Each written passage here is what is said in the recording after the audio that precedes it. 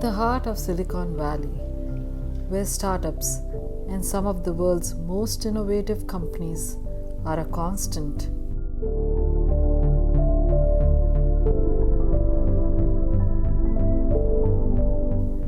there's a watershed riddled with rubbish and detritus of human life. Guadalupe River runs right through it.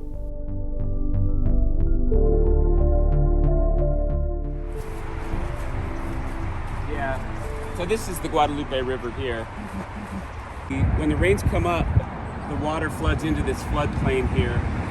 And so a lot of trash, plastics get stuck down here.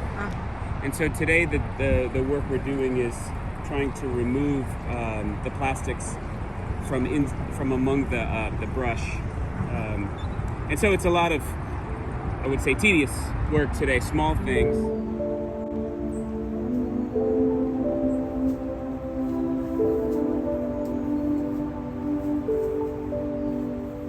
This is a section of the Guadalupe River, and it's going to be entering here as it moves downstream into the downtown.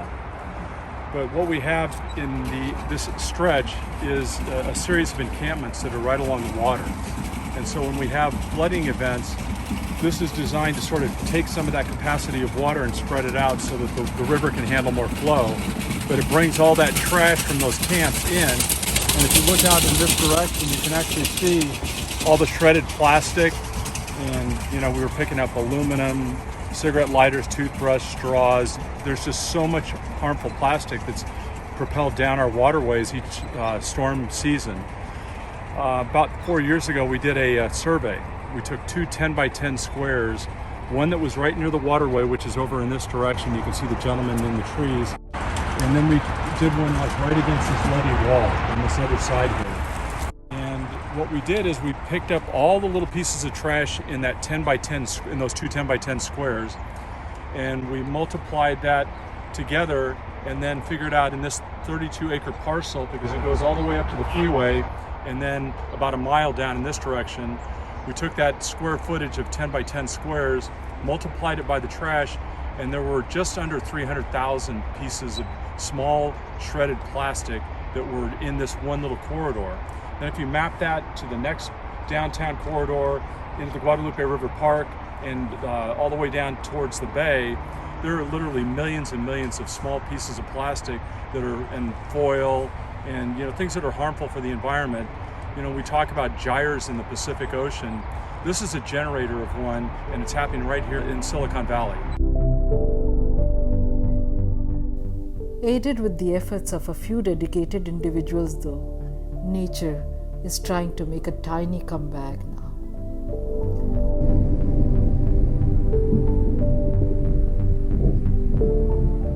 My name is Ranjana Mehra, and I'm going to talk to Steve Holmes, founder and executive director of South Bay Clean Creeks Coalition, and Mike Tamaro, team leader and organizer of the volunteers of this coalition. In this conversation, I want to learn all about the work they are doing in partnership with like-minded institutions to clean up the watershed and bring life back to its waters.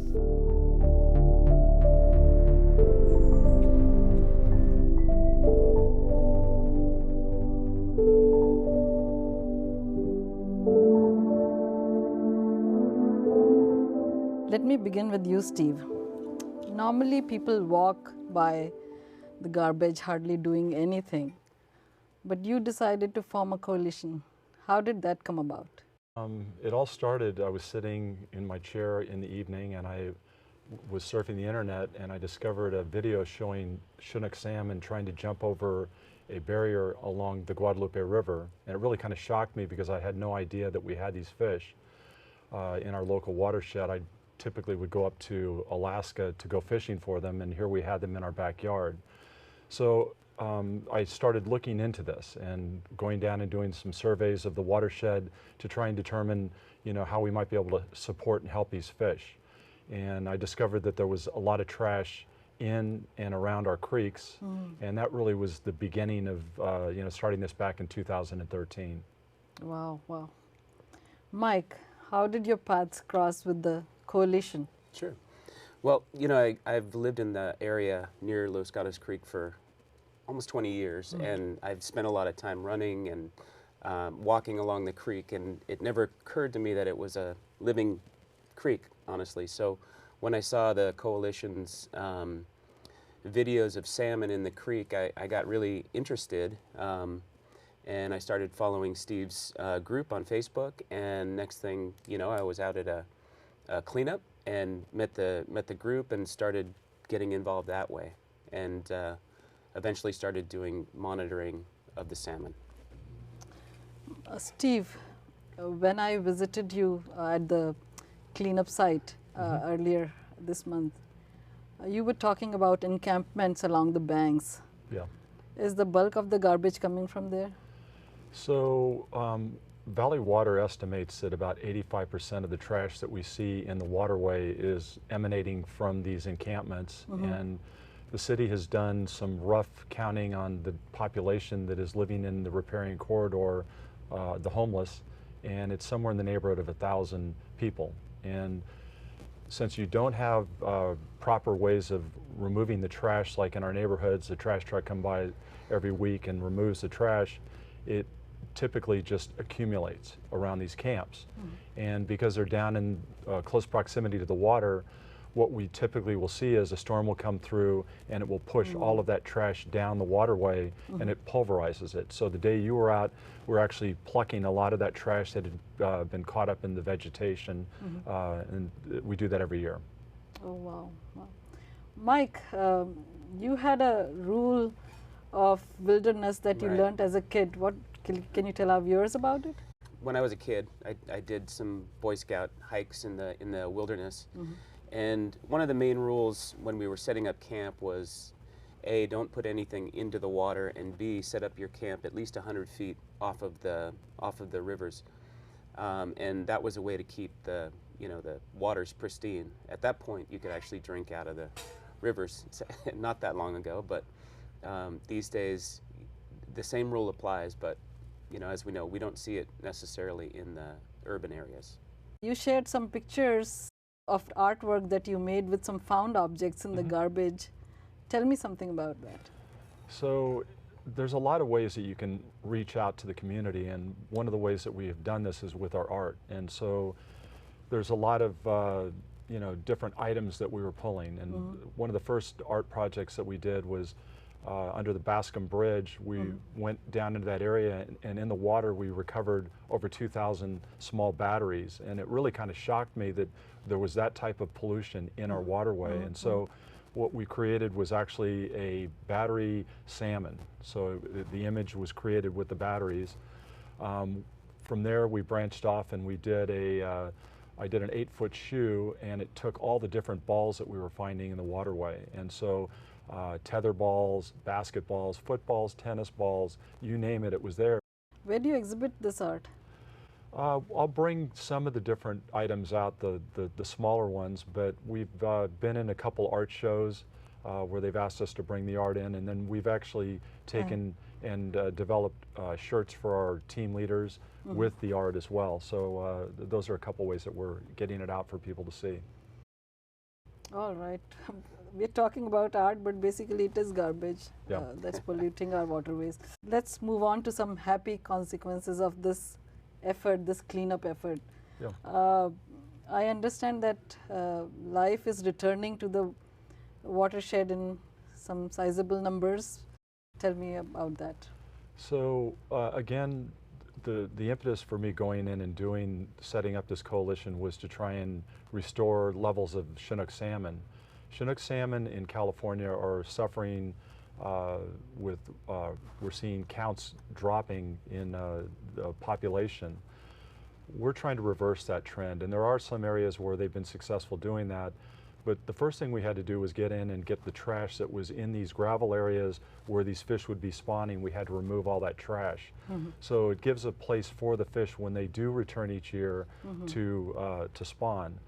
The importance of this run can't be overstated, because this is the furthest south on the North American continent where you have a viable Chinook run going through the middle of a metropolitan area.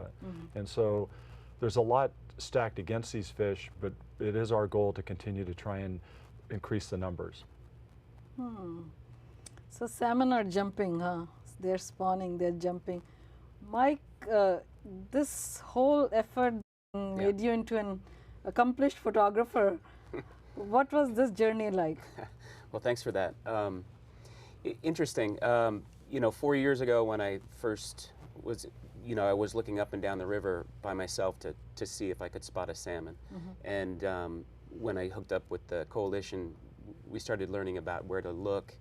And, you know, one thing I learned is that 80% of nature photography is being in the right place at the right time. So the first year I didn't know where to look. I didn't know where they would be jumping and when.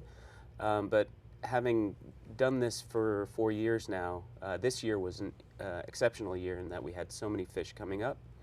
And I was able to understand, you know, when the rains come, it's going to be about 3 days before they get to Campbell Avenue, so I was able to set up. I've done it enough to know that when to take the shots and how, so a good 20 or 30 fish jumping that we got images of. I've seen your photographs all over the place. It's nice to see that. Thanks. I have a question about what route are these fish taking to get to our river and creeks? So they are originating from the Pacific Ocean. And as the schools of fish come in under the Golden Gate Bridge, some stray and move down into the South Bay streams, Alameda Creek and Guadalupe and Coyote Creek. And with the Guadalupe, they come into the El Viso area. We have the estuary down in that area, and they will wait until the temperature is right in the stream, because that will trigger them to move into the watershed. It's also coupled with, as Mike was mentioning, the storms. And so when a storm hits and the temperature is right in the water, they will pulse into the lower estuary area, and as we have successive storms, they will march right up into these higher areas where they'll spawn. Wow, they'll spawn. This is a nice segue into a proper investigation of the life cycle. Do you want to explain what is the life cycle of? Sure. Yeah. The key word salmon? here is cycle. It is a continuous cycle. They are born, you know, in creeks and shallow water, and the fry emerge from a huge number of eggs. They stay in the creeks about 3 months, and until they're big enough to start to navigate their way back down, for example, Los Gatos Creek, down the Guadalupe and back out to the bay. Once they're in the bay, they swim out past the Golden Gate and spend 2 to 3 years in the ocean, getting bigger, eating, you know, living their lives, at which point they come back through the Golden Gate and towards El Viso and back into the Guadalupe Creek. And when the rivers rise, they go as far upstream as they can. They find shallow water. The females build the nests. It's called a redd, which is a The nest. The nest, yeah. And the males follow the females, and the male and female have to be on the nest at the same time. She drops the eggs, and the male will fertilize it with milk. Okay. All right, Steve, your coalition partners with a lot of companies, a lot of area institutions, and fisheries also. Can you tell me broadly who your partners are and what have fisheries to do with it? You know, on the fisheries standpoint, we're working with the Department of Fish and Wildlife, and each year we retrieve the carcass heads of these fish and turn them over to their fisheries biologist. And we've been doing this for the last 5 years. They can derive important information from those heads. We're also working with the universities. We had a wildlife camera program. We were working with De Anza College, as well as we supplied them with a water testing device so that they can go out and help us with that sort of you know, work that we're doing. We also went into the neighborhoods along these streams, and people were looking to try and fix the problem with all of the trash in our waterways. So we got a lot of support there, and it's just the more people that hear about it, the more people that are saying, we'd like to come in and we'd like to support what you're doing. Since fisheries are involved, there is monitoring. And Mike, I believe you are monitoring the fish. Can you tell us more about it? Yeah, sure.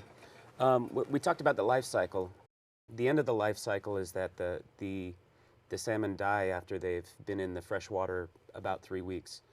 So what we try and do is find the carcasses of the fish, and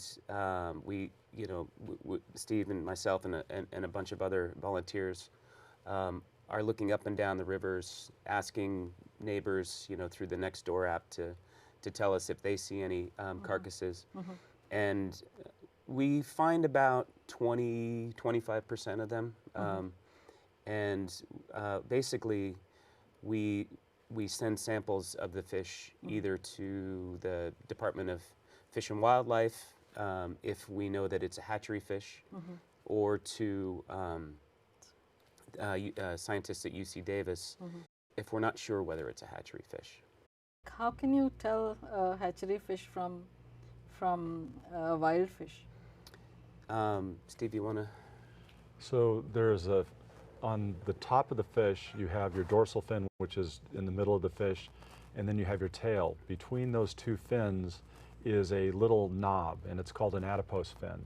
And so if the adipose fin is missing, that means that before that fish was released, and they're about this size, so about 6 inches long, they put a coated wire tag into the forehead of the fish, and that coated wire tag tells which hatchery it came from, where it was released into the water, the age of the fish, so like birth year, and then they snip that adipose fin.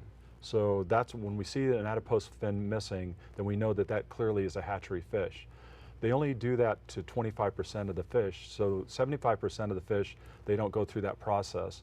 So there is still the possibility that it is a hatchery fish.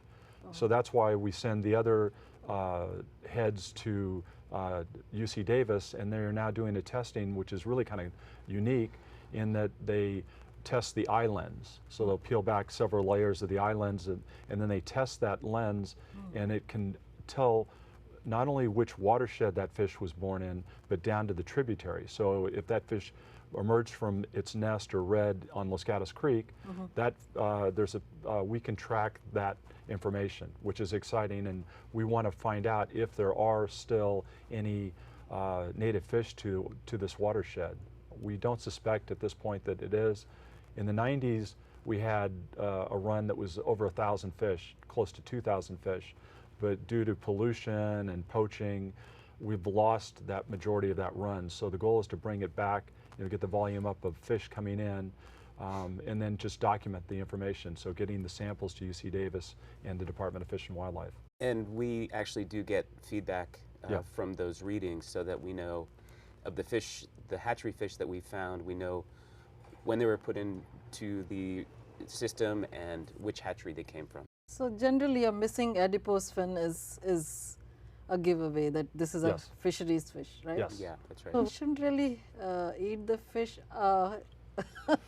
There are things in it. Well, they're aging. The minute they hit the fresh water after being in the salt water, it starts sort of a shock event on the fish. And their primary goal is to get up into the creek, spawn, and then they'll stay by the nest until they die. And as Mike mentioned, that's could be 2 weeks to 3 weeks is that window. And it's the late fall run is the one that we are monitoring, because that's the only one where due to water temperatures being too high, if we had a summer run Chinook salmon or the spring run, the spawning would not be successful.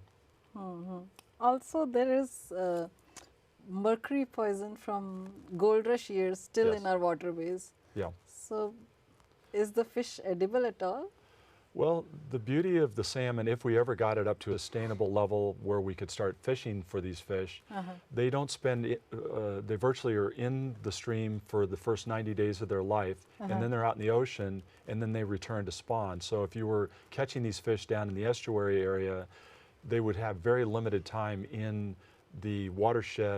You told me that the poachers put in fish traps in the water, so it's really not a good idea to you know, get the salmon out of, at least until it is sustainable. Right. Right? Well, you know, it was sort of like we didn't have anybody that was posting up regs about, you know, no fishing. So we each year we put up signs to educate the you know, the community, and then we give them the CalTip number so that they can call and get a game warden down if they see somebody fishing in these waterways. But through education, we're trying to, you know, help, you know, these fish have a leg up. The poaching situation, we also are monitoring for the fish walking through these areas. So when we see a setup where you have barriers that have been, you know, created, the fish get into these areas and then they're trapped, and then the people will come down and poach the fish. So we knock those down, and you know, we're picking up fishing nets, all sorts of means of people trying to poach the fish. So the more eyes that are watching the fish, you know, from the community, the better chance that we're going to have successful spawning. This is exciting. I understand you've seen beavers also. Yes, that was really kind of interesting. Right at the beginning of this journey in 2013, we were down near the SAP Center and looked down towards the water, and there was a tree, and it looked like somebody had been chopping on it. And so we went down to sort of get a closer inspection, and it actually was not a axe that was doing this, but you could see teeth marks, and I knew from my time up in Alaska that it was a beaver. And it turned out after that they caught video images. The significance of this is that beaver were basically poached to extinction 150 years ago, and now we're starting to see them come back into the watershed. We have a family up Los Gatos Creek in the Campbell area, and they're starting to move around the watershed and out into the estuary. We've seen beaver now over in Sunnyvale, and we've also seen them going up Coyote Creek. So they're reestablishing themselves, which is really exciting. So this is going to become at least a must-do activity. Do tourists show up? Yeah, this past year we had quite a few people. The coalition does some guided events where to bring the community down to see them. We do community monitoring, so we do get volunteers to help us with the monitoring, and we use social media, you know, from Facebook and Nextdoor. And this year there was a discussion, I think, on WhatsApp that brought quite a few families. You know, families have been looking for things to do as they study at home and have their kids inside. So it was nice to see them enjoying this. And yeah, there was one thing that struck me. There was when we were watching the fish along Los Gatos Creek, a family came along. They were from Singapore. They were leaving the next day, and just out of the blue realized that there were salmon in our creeks and came to look. And the mom told me that seeing wild salmon was a bucket list item, but you know, who'd have guessed, you know, seeing a bucket list salmon in Campbell, right, or San Jose. I want to see the salmon jumping next year, right? Next year, yeah. Next year. Love to have you down there. Yeah. I'm going to gate crash. Absolutely, yeah. Steve, you've been at it for some time now. What keeps you going? What keeps you excited about the work and keeps you going? So people always ask me that question, and I kind of look at this thing as it's almost like I'm running a marathon. And so we're probably 3 or 4 miles into this marathon, and the thing that really excites me is seeing life returning to our waterways. I think that if we're successful with this journey and we get the fish back in, and you know, we see the increases in the beaver, I think that it's a benefit to the community long term. And you know, it never ceases to amaze me when people realize that we actually have salmon, because I didn't know, 10 years ago, I didn't know we had salmon in the local waterway. Mike, you mentioned that you were excited about the people getting involved. Why is that? Well, we think of the Bay Area as someplace, and especially in the urban areas, as someplace you have to leave to see wildlife, and so they have to plan a day and get in their car and go places. I think it gives people options to appreciate what we have here, and by doing that, part of the if we were just cleaning creeks and the salmon never came, I think it would have a different feel to it. The salmon kind of give a core, or something to look forward to, and some reward for the work we do. Steve, is there an ask for the community that lives in the Guadalupe watershed and the other watersheds? It all flows to the bay, right? Yeah. Everything. Yep. It's all connected. And then out to the ocean. So, when we hear these stories of, pollution, typically, it's a story that's somewhere out on the globe and it really doesn't affect us. But this is actually happening right here in our backyard. So I think it has importance, and, I think people should understand the proper stowage of their trash, because that is a part of it as well. If you throw trash down along the street, it gets into the storm drain, and eventually it can make its way into the bay. So thank you, Steve, and thank you, Mike, for coming here today. Really appreciate it. All right. Thanks for the opportunity. Yes. Yeah, it's good to get the word out. We appreciate yes, it. Certainly, certainly.